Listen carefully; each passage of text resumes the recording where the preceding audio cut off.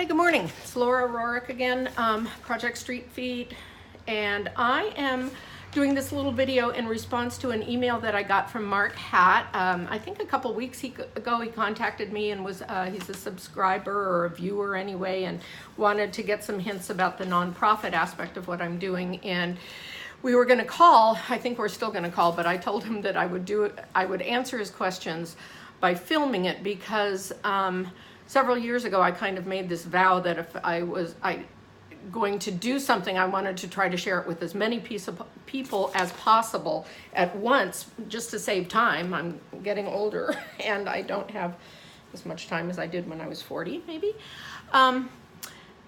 And then that way I can catch up with him afterwards to see if he has specific questions, because he's got some really good questions, but they're going to take time and thought, and for me to have one phone conversation about it, I mean, it's actually very draining. There's a thing called decision fatigue or brain fatigue or whatever, and I get it when I have to kind of concentrate on these serious questions that he asks. So here's the first one.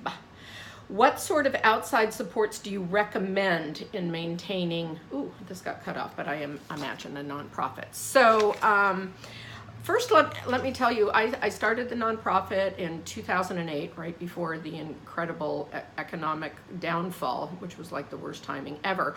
And I was obsessed to do it. I was motivated by kind of anger and disgust. And I had traveled halfway across the world to participate in a course, and it was just kind of a sham, and the doctor I was helping kept all the equipment that I brought for his own personal clinic, and I couldn't even believe it. So I came back and I told my husband I have to start a nonprofit, and I went to the volunteer center. Now that's one thing, write this down. I'm not writing notes or anything that you can download, but most big cities or towns have a volunteer center, and that's where nonprofits, it's kind of their hub, and they have little workshops, and you can join them, and you can get volunteers for your organization, etc. So I went over there to ours in Santa Rosa, and I went to a little workshop, and this woman told me, don't start a nonprofit. You're crazy.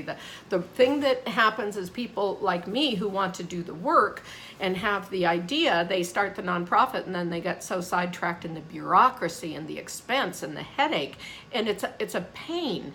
And what she said is just align yourself with an organization who is interested or doing similar work or whatever that already has their 501c3, and use them as an umbrella. So the other resource aside from the volunteer center is there's a thing called or an organization called the Foundation Center. They have 4 or 5 offices, I think 4 in the United States. One's in San Francisco, thankfully. I go there a lot. I think one's in Atlanta, one's in Washington, D.C. I don't know where the other one is, but they're online. So if you go to the Foundation Center, there's tons of resources on that, and information about all these subjects. So as far as getting outside supports, first I think you have to determine if you want to go that route, which I don't recommend. I wouldn't do it. I'm glad I have it now, but that's another long story, but I wouldn't do it again. I'd align myself with somebody else, unless you really want to. If you have that kind of brain, you want to do it, etc.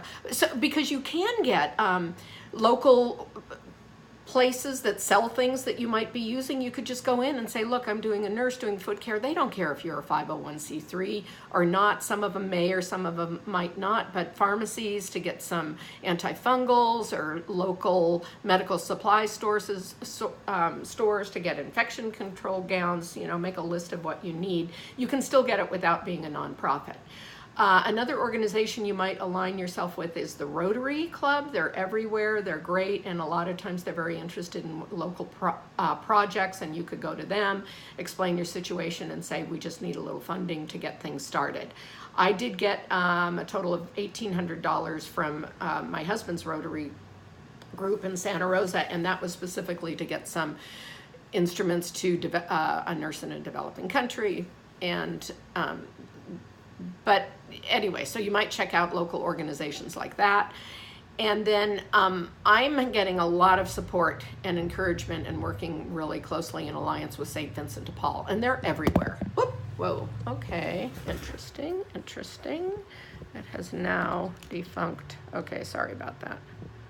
Let's see, okay. So outside supports. Yeah, in terms of approaching medical suppliers, I don't have any pat answers for that. Some days I just call.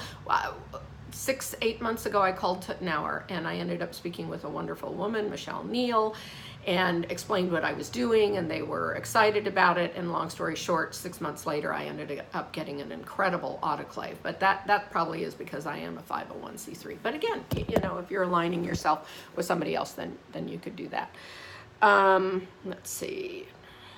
Medical supply, I've made connections. I've just made cold calls to different companies. I'm getting some socks from Thorlo. They're on the way. I contacted them, you know, probably 20 years ago. We've been in touch. So look for things that you buy, find the company that makes them and call them. There's no real easy thing. Let's see, what advice, medical suppliers, I did that. How do you attract your clientele? Clientele, I'm imagining that would be for the foot care clinic. We don't. I'm not looking for large quantities. With the YouTube situation, I really don't want to do a huge clinic. It's more about getting our system documented and getting the flow. We do maybe 12 to 14 people a month, depending on how many nurses we have. So I don't want to advertise. I don't want too many. But so it's really up to you. You could do flyers or, you know, I don't have an answer to that. Just, you know, because I don't do that. I don't know if he's talking about my clientele personally. I'll ask him about that. And are there any online communities you suggest to be a part of? That's a really good question. For right now, I'd say the Project Street Feet. I have a Facebook group. I have joined probably every Facebook group that foot care nurses have out there, and there were some that were downright rude and really kind of appalling to me. That one woman said something so rude at a comment that I made that I just disjoined that, and I've heard similar things from other people who are on that forum. So I don't know, hunt around, but beware that there's a lot of politics, there's a lot of strange, angry people out there. I don't know. So I'm withdrawing myself from anything except for what I'm doing, and that way I can just focus on my stuff. So I don't have any specific ones. Do you do any fundraising for my nonprofit? No. Last time I did a fundraiser in 2014, I did a course with some other nurses that was specifically for a fundraiser. Everybody was supposed to get their expenses paid, and the profits would go to a fundraising event. That was what got me to Nepal. It turned out to be a total disaster because nothing was written down, and I did end up, anyway, I won't even get into that. But I tried to just support my own projects by doing fundraising, and that was such a nightmare that it almost kicked me out of foot care nursing forever. I tell you, it was awful. I hate fundraising. I hate asking people to give me money. The one time I did do an email kind of fundraiser a couple years ago, and I actually got $750, and that helped me get equipment and mailing some stuff to Nepal. So that was effective. Okay, what is my approach to infection control? Terminally sterilize with an autoclave. Read infection control policies. I think I've downloaded some stuff on the Facebook page, but that's stuff that you can all do a Google search, and it's nothing, it is sort of rocket science. You have to know what you're doing with infection control. I will do a quick little, let me see, my thing is not working. So, okay, there's my autoclave. This is my clean area. These are packages that have come out of the autoclave. I'm kind of redoing my office here, so it's not too bad anymore. This is where I come in and I bring my dirty stuff to this table and I unpack with gloves. And over here are some of my clean supplies. And back of me is the table where I pack up my bag, and where is it?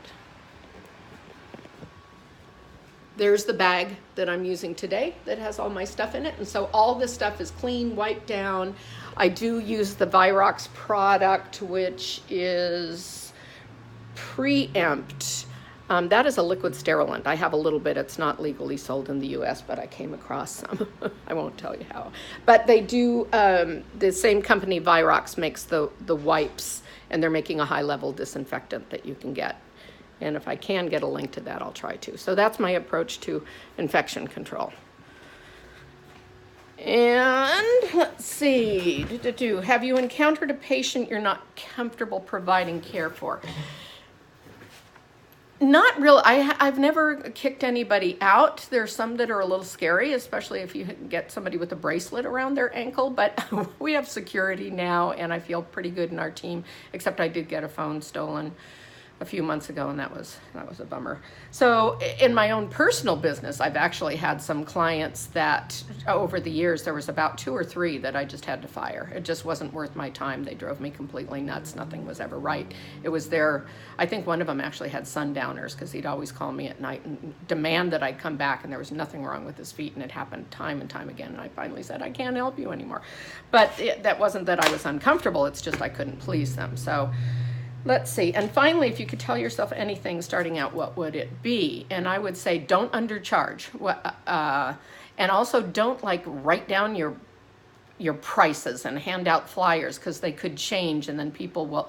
So find out what's the most you can get in your area. Everybody is different. It's kind of what the market bears, but don't undercharge. And also try to get one really high-end residential care place where you can get dozens of people, and focus in on that. And then that's what I do. I'm on my way to mine now. I've worked at this one place, Sunrise Villa in Santa Rosa. It's gone through 3 different owners, but for I think 16 years now when they opened, and I always have 40 to 50 people there. And that's where I charge, the very minimum is $65. I'm up to $125 for the first visit if they're really horrible, and then I'll go back down to, most people are $75 or $85 now. And I see most of the people routinely, I've seen some people for years out there. So there's not a lot of educating, and I just maintain their feet, and I have a nice little chat with them, and it doesn't take long, and they're very happy. The relatives are thrilled. They don't have to have the expense of taking them somewhere. Most of the time it isn't covered by insurance anyway, and it saves them. And I do the bill. Most of the relatives, I bill them, so the client doesn't have to worry about that. And that's a huge tip. If you can get one big place and stick to that. And then I have a few little private clients that I do, but I think I have maybe 90 now. I'm trying to only do foot care 1 day a week on Mondays, and then maybe a couple on Thursday afternoon. Let's see, finally, so that's it for now. That's a quick one, and I'll try to talk to you, Mark, later, and hope this helps. Bye.